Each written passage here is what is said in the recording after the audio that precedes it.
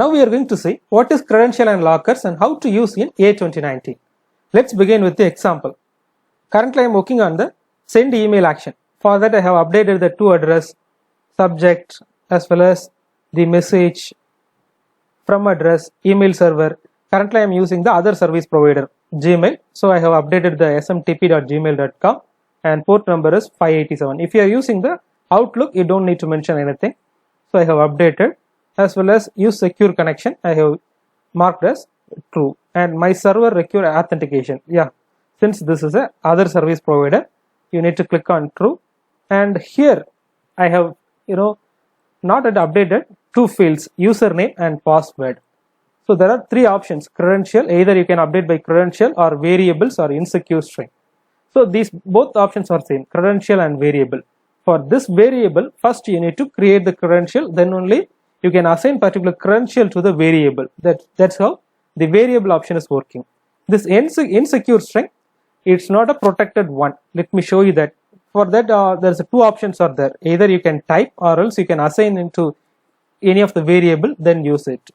My username at gmail.com, something like that. We can update over here, and password also, my password. So this is completely not protected because of our password is it should be secured. But when you are using the insecure string, what will happen is it's completely not protected. So anyone can see your password, such as bot runner, or else whoever is opening the bot, they can see your details, such as protected information.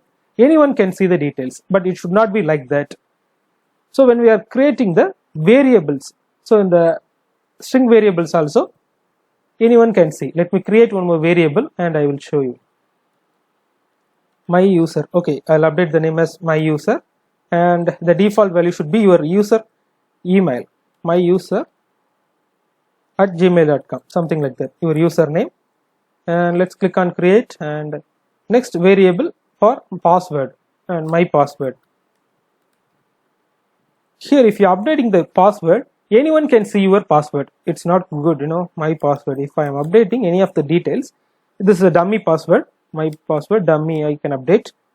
So whoever receiving the bot, or else whoever visiting the bot, anyone can see your password. It's not a protected method. So what you need to do, you need to create the credential. Here we have a first option, credential, and the lockers. So using that function, no one can see that. So if you are using the insecure string, it's not completely not protected method. You need to use the credential variable. Let's see how we can create and use the credential as well as the lockers. Before that, let's start with the benefits of creating the credential. As I mentioned earlier, your password as well as the other member information. If you are running the business, your member information should be protected, like our username, SSN number, or else member name. Everything should be protected. For that, just create the credential. Instead of updating into the insecure string or store into the bot, you need to create the credential and use it. It helps to minimize the credential fraud and provides an environment to enable improved security. Also enables business to adhere to the process and credential management compliance standards. So these are all the benefits available in this credential package. And the locker roles. So we are going to create two items. One is credential, as well as we are going to use the lockers also. In the locker, we have four roles, such as locker owner, locker manager, locker participants, and locker consumer. While we are creating the locker, you can understand why we are having the different roles and everything. So let's begin with creating the credentials. So for that, just go to credentials. On the left side, control room, automation in your control room, we have a credential within the bot. Just click on the credential. So in this credential page, we have three options, three tabs: my credential, my lockers, and credential request. First, let's see how to create the credential. Next, we'll go to my lockers. For that, in order to create the credentials, just click on this symbol, key symbol, create credential. Just click, and you need to update the credential name. Update any name. I'll update the name as credential email. I'll update, and description is optional, so it's not mandatory to fill the details. Locker. So here the general information they have provided. only the credential, you cannot use it to the bot. You need to align, first you need to assign this credential to the locker. They are providing the suggestion or recommendations. So once you have created the credential, you need to create the locker. Currently we'll create with the credentials. In this attributes, we need to provide two attributes, since I am going to use the username as well as password. For username I need a one attribute, and for password I need one more attribute.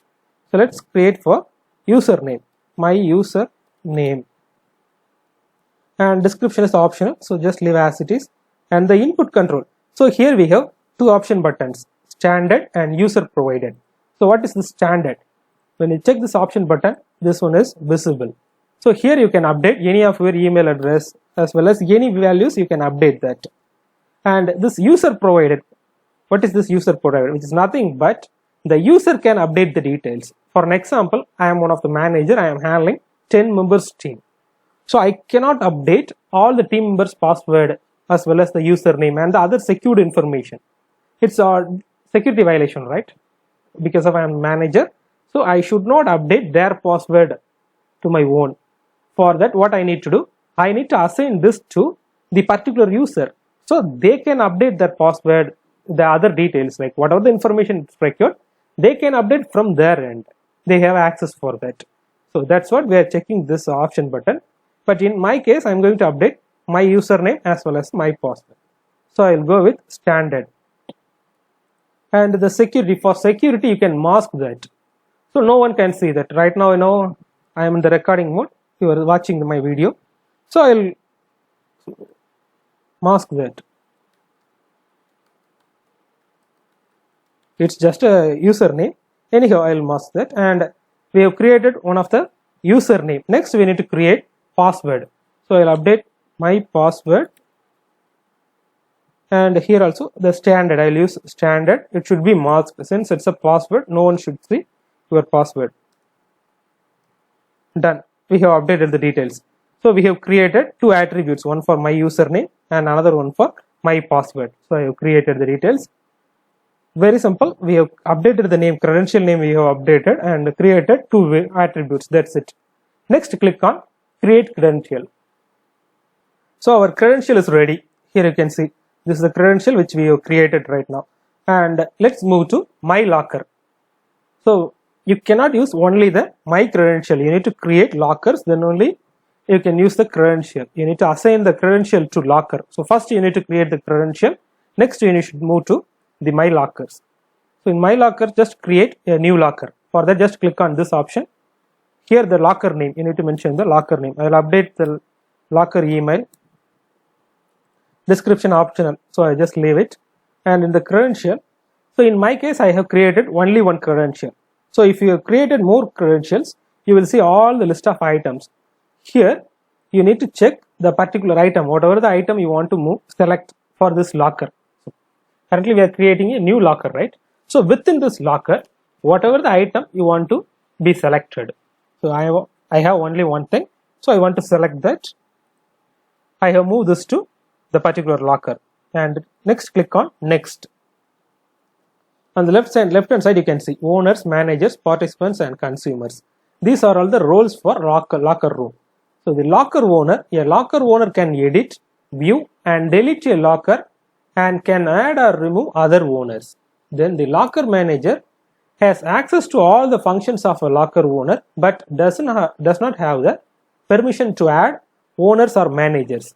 So this is the locker manager role. So using that, they have some actions, like locker owner can do multiple things, edit, view, and delete locker, as well as he can do anything. But someone like participants or consumer, they doesn't have the access. Some access are restricted for them. And here we are using the community edition. So we don't have any owners, managers, or participants access. Here you can see when I am trying to check the checkbox, it's disabled. So you could not check this checkbox, or you cannot do anything with this option. If you are using enterprise, you can see the result. Here also in the managers section, everything is out. It's disabled, completely disabled. And then consumers.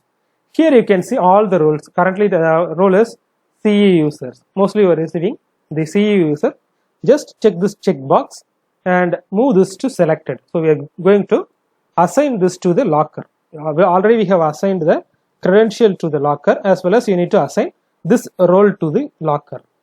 Very simple. We have updated the locker name, and in the credential part we have assigned this to the locker, and the consumer we have assigned the roles to the locker.